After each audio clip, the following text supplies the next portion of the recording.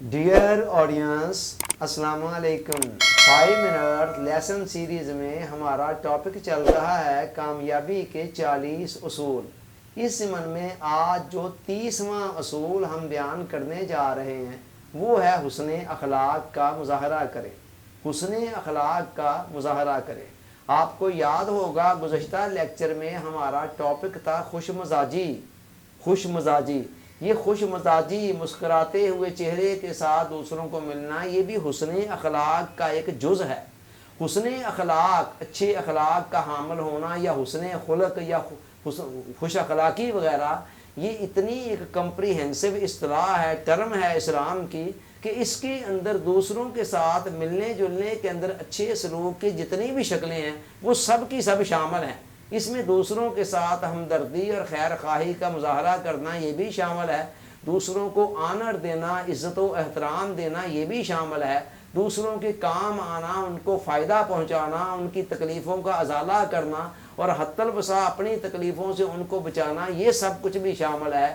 دوسروں کی کمیوں، کوتاہیوں، خطاؤں کو نظر انداز کرتے چلے جانا اور حتی الوسع درگزر کرتے ان کے ساتھ اچھے سلوک کا مظاہرہ کرنا، یہ سب کچھ بھی شامل ہے۔ اور دوسرے ہمارے ساتھ کوئی نیکی، کوئی بھلائی، کوئی احسان کرتے ہیں تو اس پر ان کا شکریہ ادا کرنا، دل سے ان کا ممنون ہونا، یہ سب کچھ بھی حسن اخلاق کا حصہ ہے۔ حضور علیہ السلام نے فرمایا من لم یشکر الناس لم یشکر اللہ، جو بندوں کا شکریہ ادا نہیں کر سکتا وہ اللہ کا بھی شکر ادا نہیں کر سکتا۔ تو یہ اتنی امپورٹنٹ چیز ہے حسن اخلاق۔ یہ ساری چیزیں جو میں نے بتائیں یہ اسلام کی تعلیمات کا حصہ ہے اور جگہ جگہ پر ان پر زور دیا گیا ہے، مگر المیہ دیکھیں کہ جن کے باقاعدہ دین کا، ایمان کا یہ چیزیں حصہ ہے، آج ان کے اندر وہ چیزیں اتنی نظر نہیں آتی ہیں جتنی ویسٹ والوں کے اندر نظر آتی ہیں۔ ہمارے اکثر لوگ مغربی معاشروں کے اخلاق کی تعریف کرتے ہوئے دکھائی دیتے ہیں کہ وہ ایسے لوگ ہیں، ایسے ہیں، یعنی یہ خوبیاں جو اسلام نے ہمیں بتائی تھی یہ ہمارے اندر آج بالعموم اس لیول پر نظر نہیں آتی ہیں جس لیول پر ہمیں یہ مغربی معاشروں کے اندر دکھائی دیتی ہیں۔ اس کی وجہ شاید یہ ہے کہ ہم نے تو اس کو صرف دین کا معاملہ سمجھا تھا، آخرت کا معاملہ سمجھ کر اس کو اگنور کر دیا۔ جیسے کہ عام معاملات میں ہوتا ہے کہ دنیاوی معاملات کو ہم بہت زیادہ اہمیت دیتے ہیں اور آخرت کو اتنی نہیں دے پاتے ہیں عام طور پر۔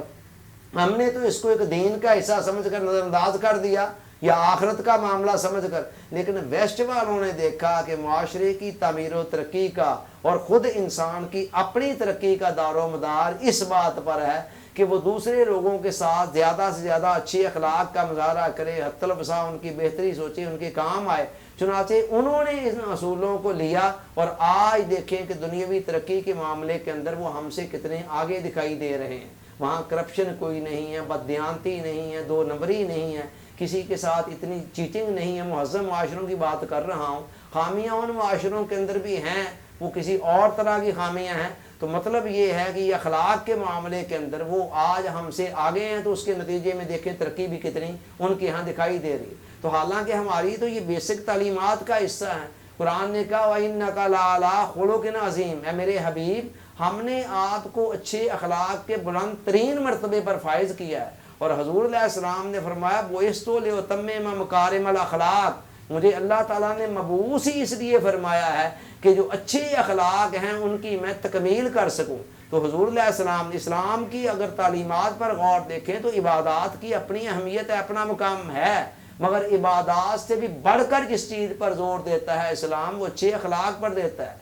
حضور علیہ السلام نے فرمایا کہ اچھے اخلاق کی بدولت ایک بندہ مومن ایک قائم اللیل اور صائم النہار کا درجہ اختیار کر لیتا ہے، یعنی ایک ایسا بندہ جو ساری زندگی راتوں کو اکثر جاگتا ہے اور دن کو اکثر روزہ رکھتا ہے، دوسرا یہ کام نہیں بھی کر پاتا، وہ واجب یا فرض عبادات پر اکتفا کرتا ہے اور ساتھ اچھے اخلاق کا مظاہرہ کرتا ہے، تو اچھے اخلاق کی بدولت ہی اس کے برابر چلا جاتا ہے۔